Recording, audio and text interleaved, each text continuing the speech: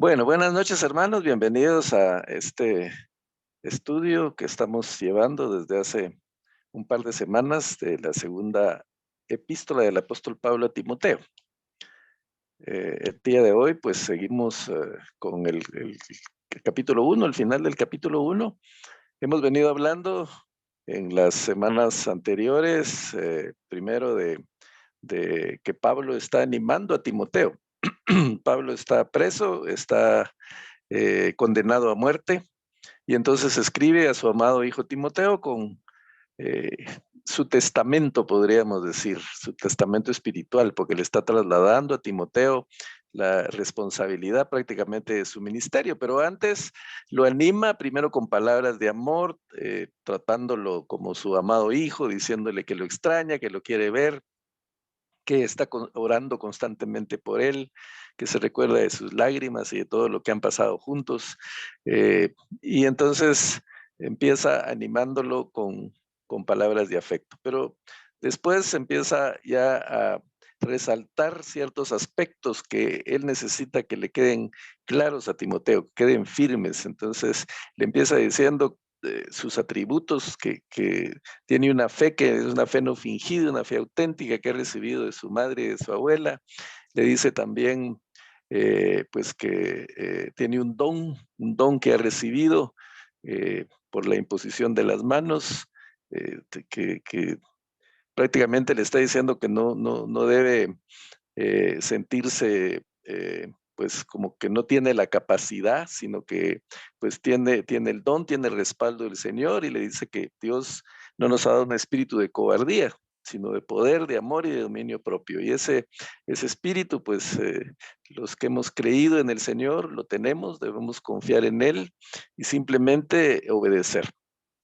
Ah, me escribía una hermana con relación a los estudios anteriores y me decía, es que yo tengo ese problema, yo a veces me siento temerosa, y no solo en compartir la palabra del Señor, sino en mis demás actividades, en las cosas que hago.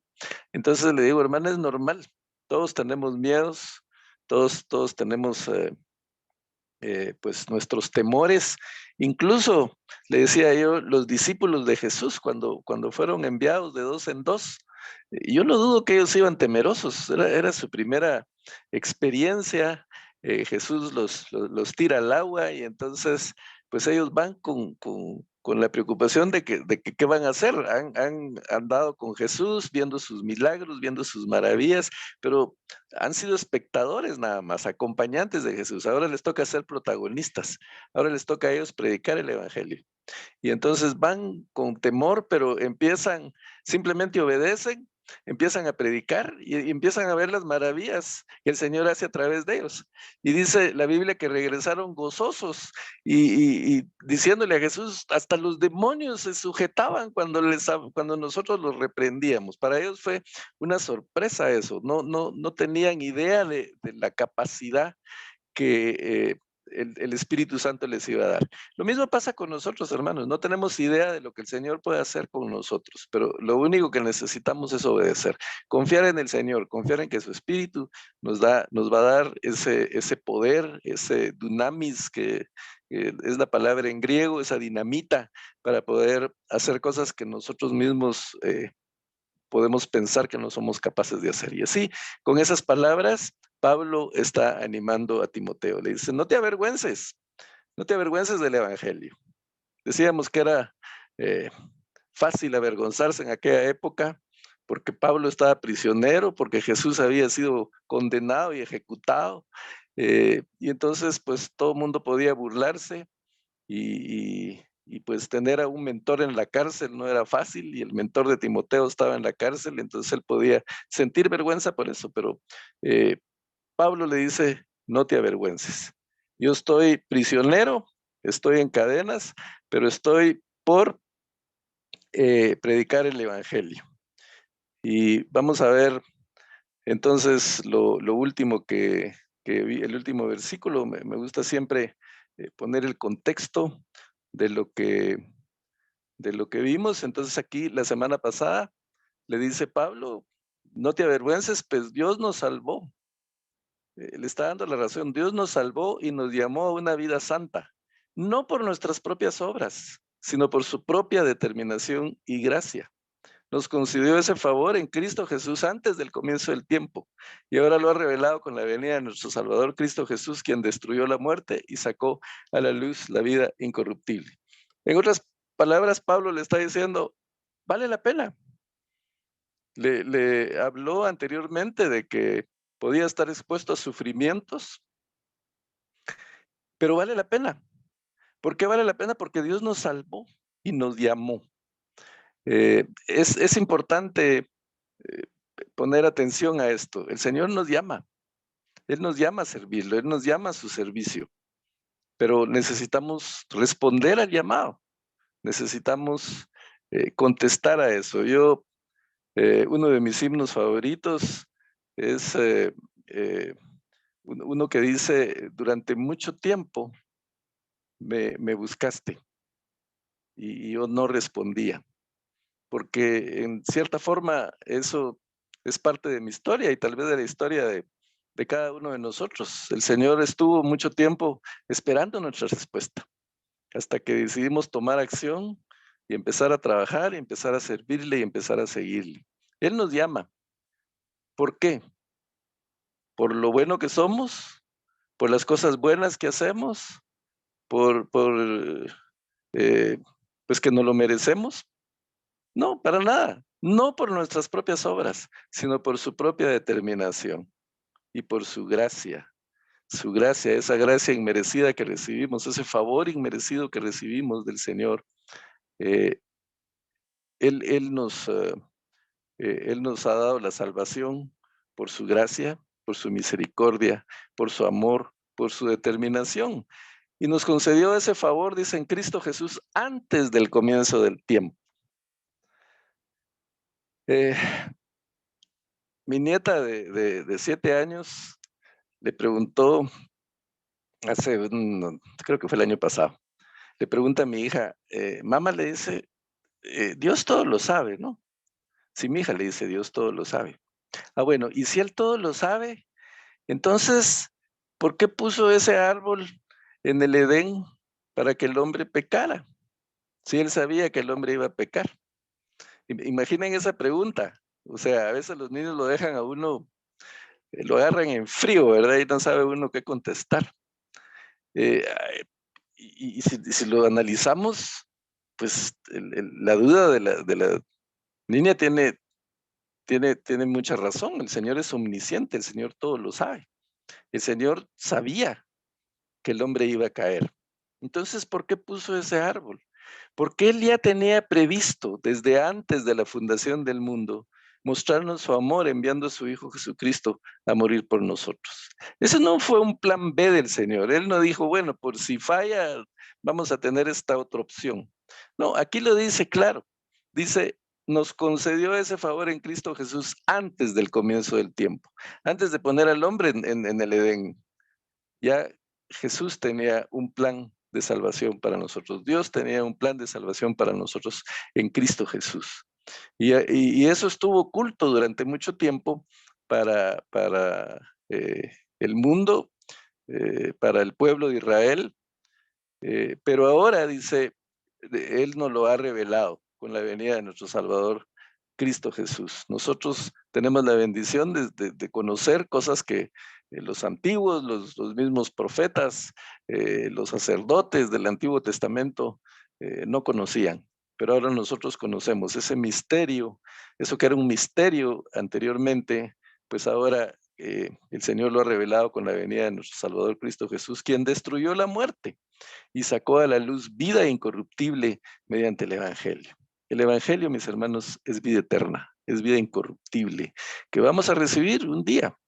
Cuando el Señor venga, cuando Él nos llame a su presencia, pues entonces vamos a poder disfrutar de esa vida incorruptible que el Señor nos da. Entonces, en otras palabras, Pablo le está diciendo a Timoteo, vale la pena pasar lo que haya que pasar. Yo estoy aquí preso, encadenado, condenado a muerte, pero estoy gozoso porque vale la pena. Vale la pena lo que el Señor ha hecho por nosotros. Y el día de hoy vamos a estudiar los versículos 11 al 18.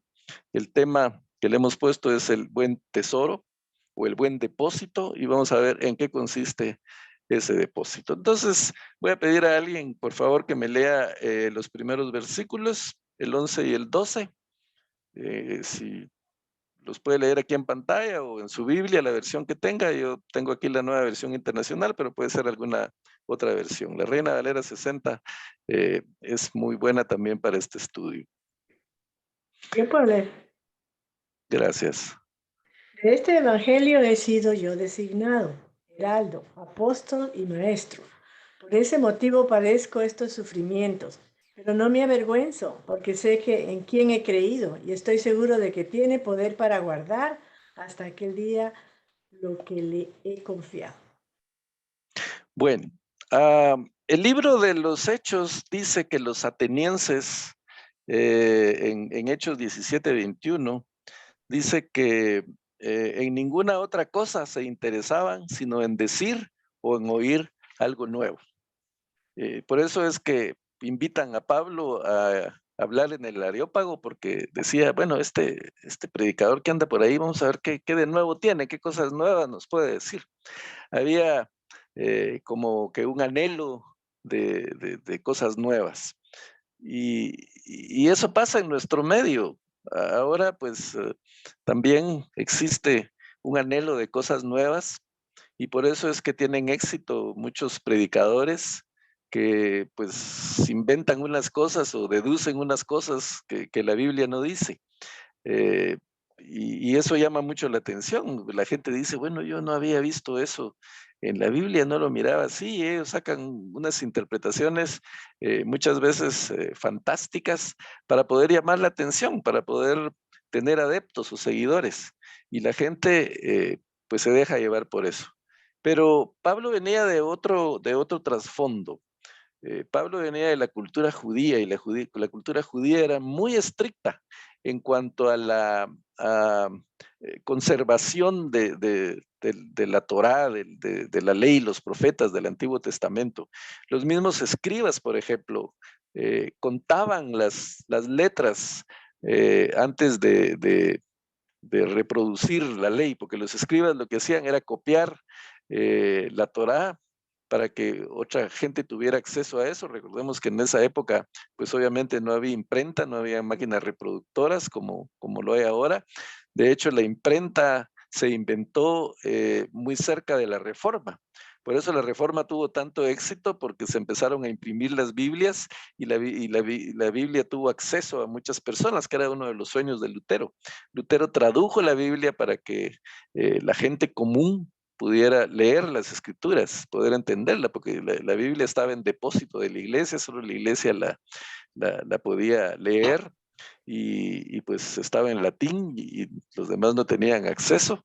Eh, pero Lutero trabajó en eso y ayudó mucho que se acababa de inventar la imprenta, y entonces tanto eh,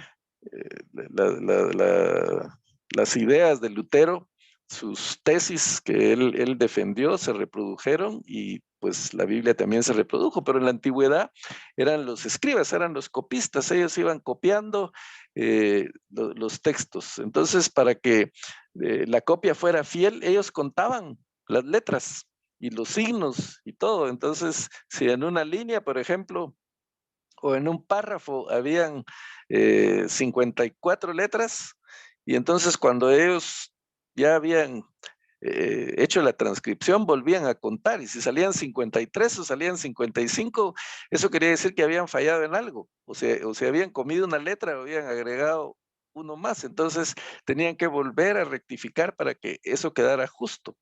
La transcripción de las escrituras tenía que ser muy fiel. Entonces la enseñanza era lo mismo. La enseñanza de los rabinos judíos era exactamente igual. Los muchachos a los 15 años tenían que ir con los rabinos a aprender las escrituras, a memorizarlas. El sistema de aprendizaje de ellos era memorizarlas. Repetían 3, 4 veces, o hacían que los alumnos repitieran 3, 4 veces las escrituras.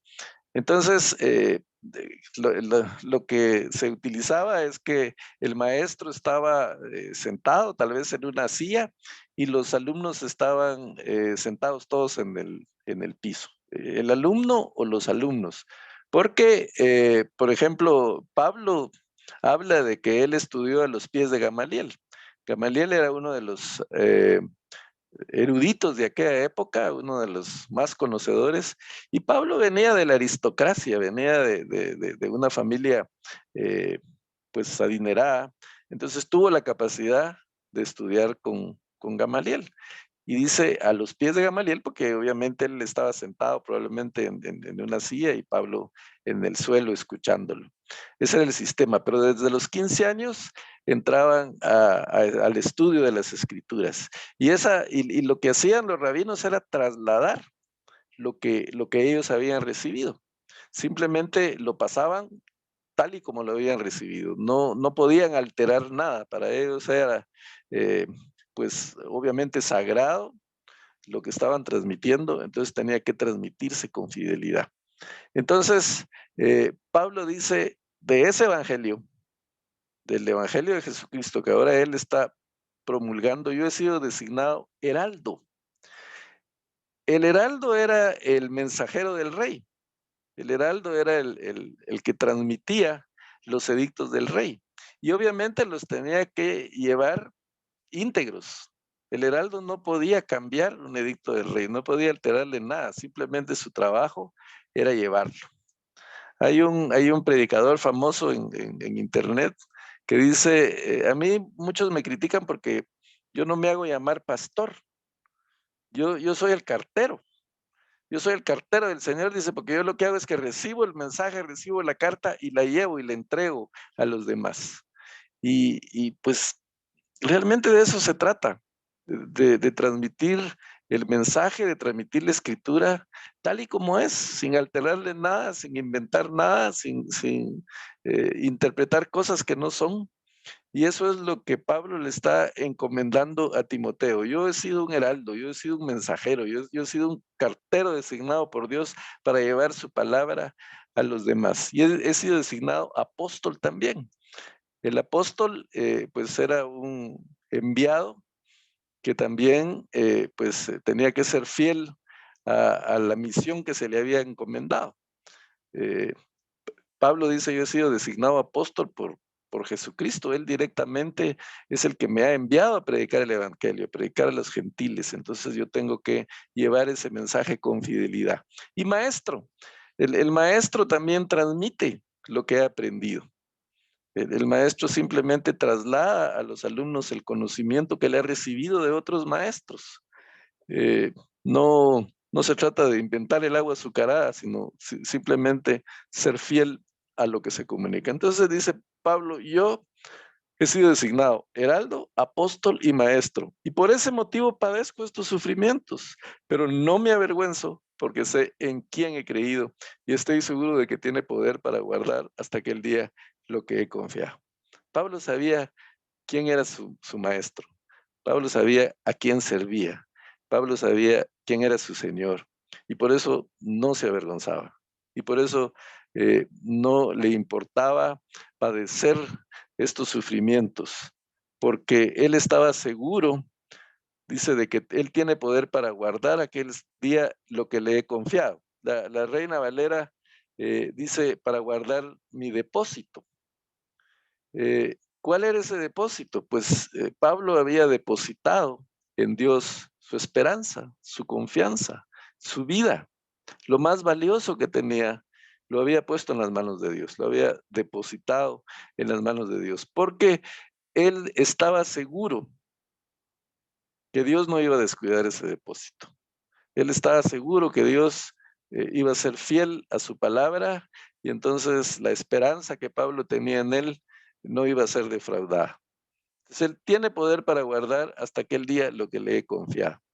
Entonces, hermanos, si confiamos en el Señor, nosotros depositamos en sus manos todo lo que somos y todo lo que hacemos. Todos nuestros planes, nuestros proyectos, toda nuestra esperanza, nuestra vida misma está en las manos del Señor, si sabemos en quién hemos creído. Y dice Pablo, por ese motivo padezco estos sufrimientos. Ah, yo quisiera hacer una pregunta entonces aquí. Ah, Pablo habla mucho de los sufrimientos del cristiano y él habla de que se goza en esos sufrimientos. ¿Significa eso que Pablo es masoquista? ¿Significa que nosotros pues somos masoquistas? Porque yo creo que así lo miraban muchos de los que no creían en él o de los que lo juzgaban.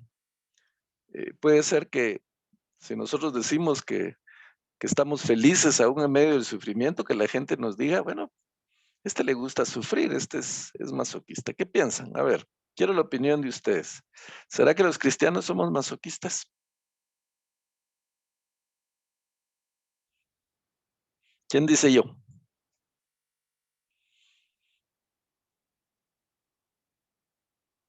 A ver, quiero que participemos porque si solo estamos de espectadores, nos dormimos.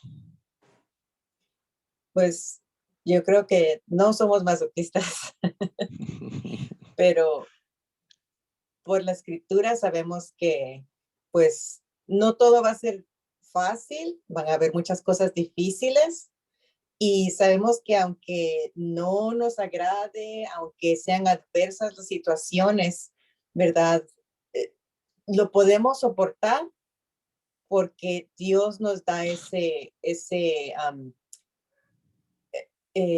¿cómo se dice? Es eso que necesitamos para poder sobrepasar las dificultades.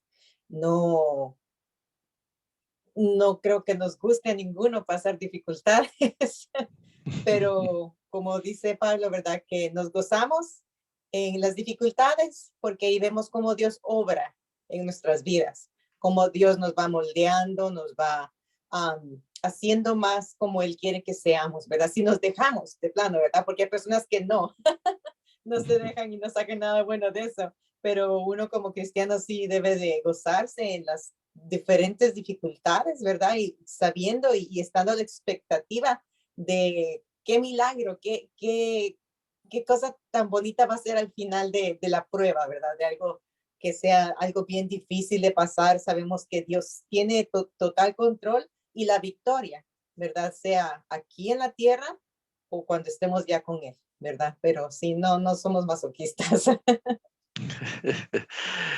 Gracias. Quise, ¿alguien más? ¿Alguien más quiere opinar al respecto?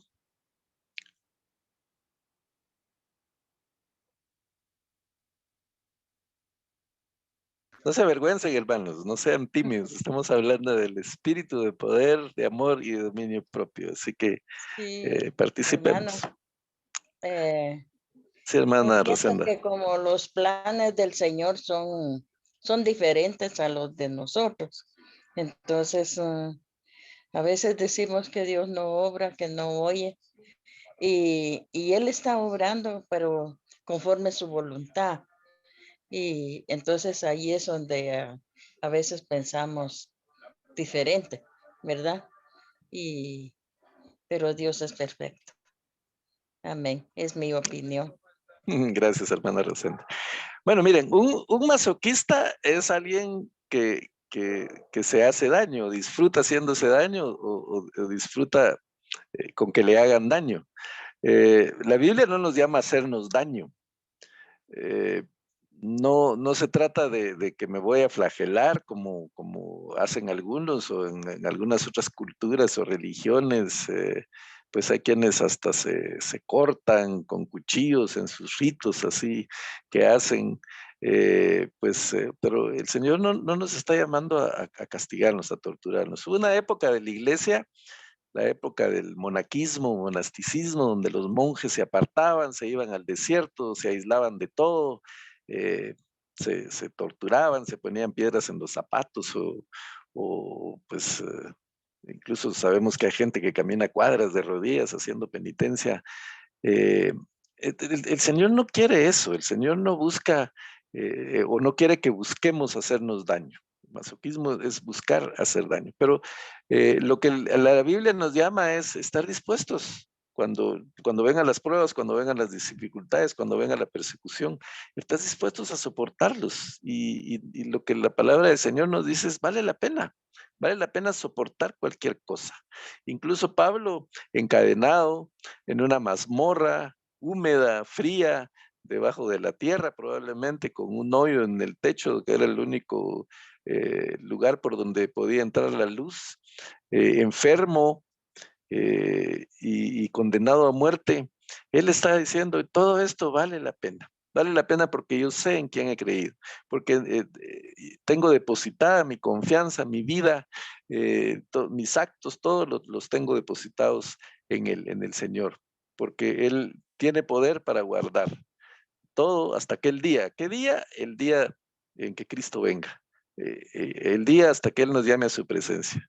Podemos depositar nuestra confianza y nuestra vida y todo lo que tenemos en Él, porque Él es fiel para guardar esto hasta el día que Él venga. Entonces, no se trata de hacernos daño, no se trata de hacer penitencias, no se trata de torturarnos o de querer pasarla mal o buscar que nos persigan o buscar que nos ataquen.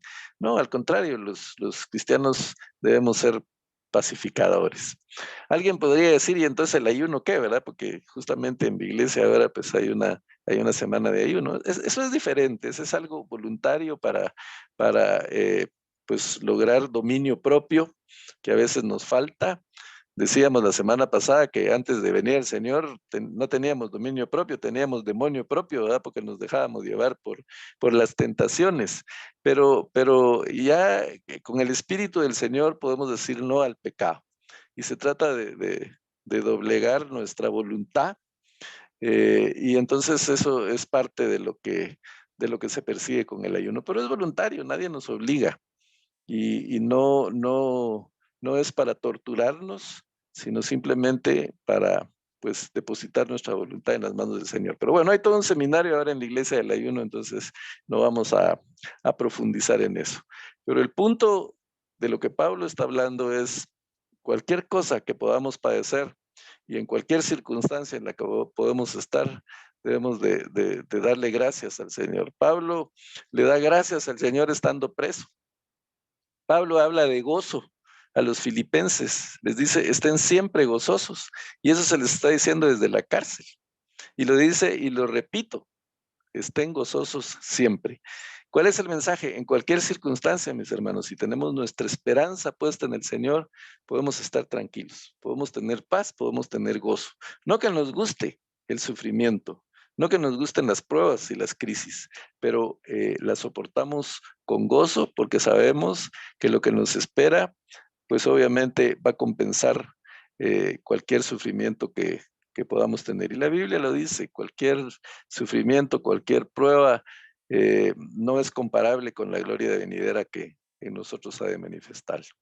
Entonces, por eso dice Pablo, yo estoy seguro de que Él tiene poder para guardar lo que le he confiado.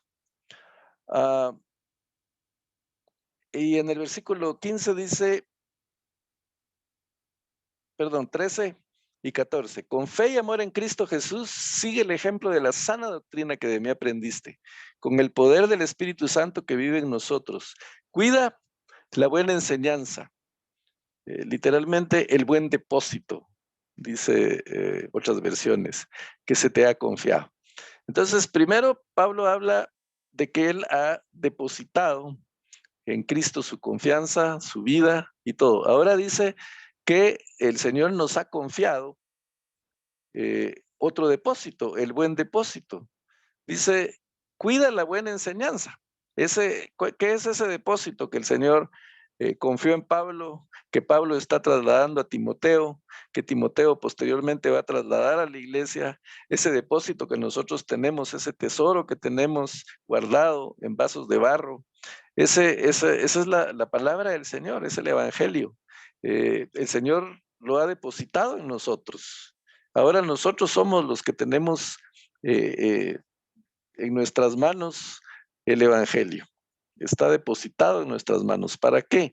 Para que lo mantengamos íntegro, para que lo mantengamos puro y para que lo transmitamos a otros. Pablo está trasladándole el ministerio, está pasándole la estafeta a Timoteo, le está pasando el mensaje del evangelio, y lo que él quiere es que que Timoteo sea fiel para poder trasladar ese mensaje del evangelio, para poder trasladar esa enseñanza que le ha confiado. Dice, con el poder del Espíritu Santo que vive en nosotros, cuida la buena enseñanza que se te ha confiado. El Espíritu Santo habita en nosotros, vive en nosotros, y con ese poder que nos da, que ya Pablo lo mencionó anteriormente, con ese dunamis que el Señor nos da, pues somos responsables de cuidar esa enseñanza, de cuidar esa doctrina y de trasladarla a los demás hermanos, a nuestras generaciones. Pues tenemos que trasladarles la palabra del Señor para que pues el mensaje del evangelio siga creciendo. El mensaje del evangelio no se va a detener. ¿Cuántos miles de años llevamos con el mensaje del evangelio y se sigue multiplicando a pesar de todos los ataques que tiene, a pesar de todos los detractores, a pesar de que tanta gente ha querido callar, los gobiernos que han quemado Biblias, que han apresado a los seguidores de Jesús desde 2000 años atrás para acá. Sin embargo, el evangelio crece y cada vez crece más. Durante la pandemia se cerraron iglesias, nos privaron de poder reunirnos, y sin embargo el evangelio siguió creciendo. Y hay lugares en donde con el cierre de las iglesias el evangelio creció más. Hubo mucha gente también que se apartó, que no estaban firmes en su fe, pero el evangelio creció y seguirá creciendo. Pero cada uno de nosotros tiene la responsabilidad, tenemos la responsabilidad, mis hermanos, de recibir ese depósito como lo estamos recibiendo aquí. Ustedes y yo estamos recibiendo la palabra del Señor, la estamos aprendiendo, estamos escudriñando todo lo que tiene para nosotros, pero no es para que quede depositada en nosotros y ahí muera, sino es para que nosotros traslademos todo esto que estamos aprendiendo. Pablo estaba preocupado por dejar pues el legado a alguien que pudiera seguirlo expandiendo, y eso debe ser una preocupación en nosotros. ¿Quién va a predicar el evangelio? ¿Quién va a enseñar la palabra del Señor cuando nosotros ya estemos? Tenemos que formar discípulos en nuestra familia, en nuestro hogar, con nuestros hijos, con nuestros hermanos de la iglesia. El propósito, por ejemplo, de estas enseñanzas es que de este grupo salgan más heraldos, salgan más mensajeros. Aquí hay gente joven presente que puede seguir este trabajo cuando nosotros ya no estemos. Los de la tercera juventud, como digo yo. A propósito, la Organización Mundial de la Salud ya reclasificó las edades, y entonces creo que hasta los 70 años pues somos edad media, ¿verdad? Todavía no entramos en la tercera edad. No sé si quiere decir que somos medio viejos, pero igual ahí estamos en la edad media. Entonces, pero es importante entender que pues tenemos que dejar discípulos, tenemos que dejar como Pablo dejó a Timoteo, pues preocuparnos porque ese depósito de la palabra del Señor se siga multiplicando y se siga trasladando a nuestras generaciones. A mí me gusta mucho lo que dice el Salmo 90, Señor, tú has sido mi refugio de generación en generación. Y eso es lo que se persigue, que el Señor sea refugio, que traslademos ese legado a nuestras generaciones para que nuestras generaciones también se refugien en el Señor y confíen en la palabra del Señor. Entonces, siguiendo el versículo 15, dice, ya sabes que todos los de la provincia de Asia me han abandonado, incluso Figelo y Hermógenes. Qué triste para Pablo. Pablo fundó iglesias, Pablo hizo un trabajo increíble, anduvo por toda Asia fundando iglesias, y entre ellas la de Éfeso. Y ahí en Asia, incluso en la misma iglesia de Éfeso, le habían vuelto la espalda. Habían líderes que se habían volteado en contra de Pablo. Y aquí menciona dos, Figelio y Hermógenes. Probablemente eran líderes de la iglesia de Éfeso y de Éfeso, y habían conspirado en contra de Pablo. Quién sabe si por alguno de ellos era que Pablo había sido apresado. Y el Señor, y Pablo dice que el Señor conceda misericordia a la familia de Onesíforo, porque muchas veces me dio ánimo y no se avergonzó de mis cadenas. Entonces vemos aquí dos polos, dos que le voltearon la espalda, dos que lo traicionaron, Figelio y Hermógenes, y alguien que fue fiel, Onesíforo. Onesíforo dice que le dio ánimo, no se avergonzó de él, y dice, al contrario, cuando estuvo en Roma me buscó sin descanso hasta encontrarme. Imagínense dónde estaba Pablo, que a este Onesíforo le costó encontrar. Quién sabe en qué calabozo lo habían refundido, nadie sabía de él, y este hermano se preocupó de buscarlo, de animarlo. No le dio vergüenza andar buscando a un reo, a un delincuente, como era considerado Pablo. Muchas personas cuando van a la cárcel, pues obviamente pierden a muchas amistades, porque incluso parte de su familia, porque todos se avergüenzan de tener a un pariente o un amigo preso.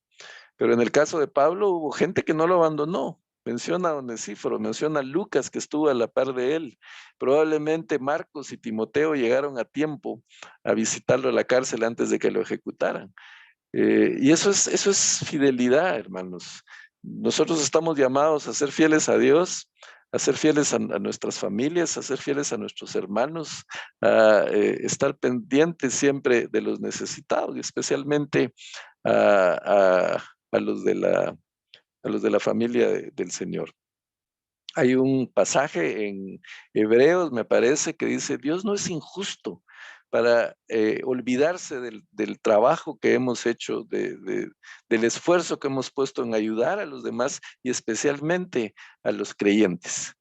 Entonces, el Señor nos llama a eso, a ser fieles, fieles a su palabra, fieles a su familia, fieles a los demás, como el caso de Onesíforo. Estamos llamados a animar a los otros, independientemente de sus circunstancias. Si pues un hermano cae en pecado o comete algún delito y va a la cárcel, pues no se trata de dejarlo abandonado, de condenarlo, de juzgarlo, sino de animarlo y de pues ayudarlo en su situación, porque todos estamos expuestos a caer, todos estamos expuestos a fallar, y pues obviamente necesitamos del amor y el respaldo de nuestros hermanos, de nuestra iglesia, que eso es también una forma de mostrar el amor de Cristo y de demostrar que entendemos y conocemos el Evangelio. Entonces dice que el Señor le conceda hallar misericordia divina en aquel día. Tú conoces muy bien los muchos servicios que me prestó en Éfeso.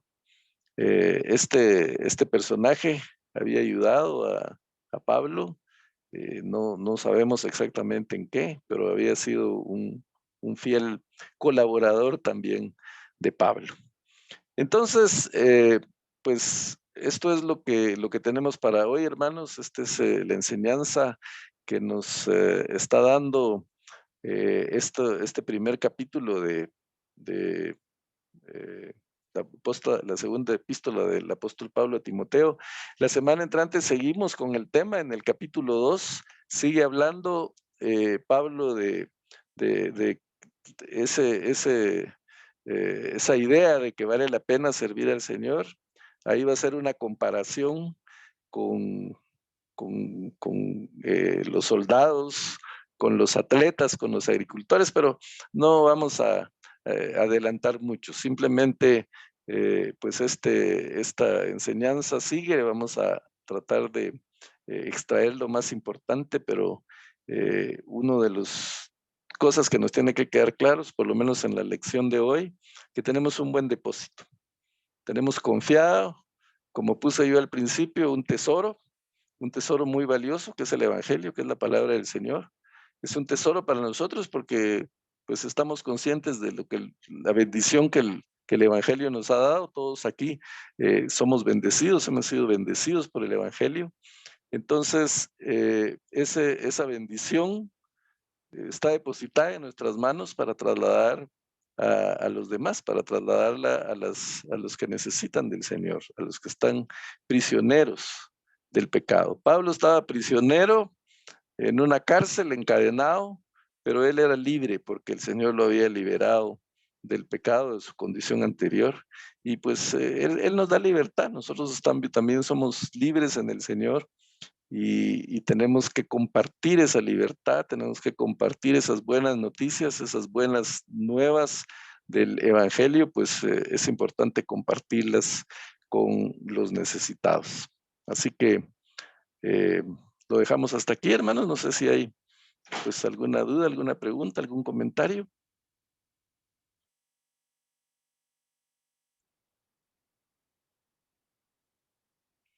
Calladitos como siempre. Buenas noches, hermanos. Bellísima palabra, hermano. Yo me gozo en escuchar esta enseñanza. Bendiciones y que Dios lo siga usando, hermano, porque para mí esto ahorita tocó mi corazón y me siento muy, muy feliz de escuchar esta palabra. Gracias, hermano, oye, por su tiempo. Gloria al Señor. Qué bueno, qué reconfortante oír sus palabras, hermana, porque pues el mayor anhelo de nosotros cuando compartimos el Evangelio es que el Señor nos use para tocar los corazones. Y Él, pues, en su infinito amor y misericordia, pues es el que da el crecimiento, el que toca los corazones y el que hace la obra. Así que gracias por sus palabras y por ese comentario. Bueno, si no hay más, hermanos, entonces lo dejamos hasta aquí. Nos vemos, si el Señor lo permite, la semana entrante. Y pues bendiciones para